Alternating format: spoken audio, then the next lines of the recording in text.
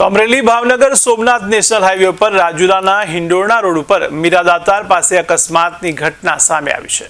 આ અકસ્માતમાં Swift ST bus અને બાઇક વચ્ચે અકસ્માત થયો છે। આ ત્રિપલ અકસ્માતમાં સ્વિફ્ટમાં સવાર ત્રણેય વ્યક્તિના ઘટના સ્થળે જ મોત થયાનું સામે આવ્યું છે। ત્યારે મળતી માહિતી મુજબ આ અકસ્માત રાજુલાના હિંડોરણા રોડ ઉપર મીરાદાતાર પાસે થયો હતો। આ અથડામણ થવાનું કારણ સ્વિફ્ટ કાર રોંગ સાઈડમાં આવી રહી હોવાની માહિતી પ્રાપ્ત થઈ છે।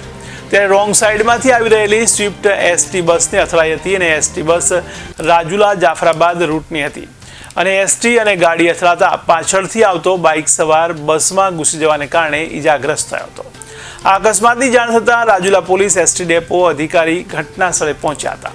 તે પ્રાપ્ત માહિતી અનુસાર સ્વિફ્ટમાં સવાર ત્રણેય વ્યક્તિઓના ઘટના સ્થળે જ મોત થયા છે।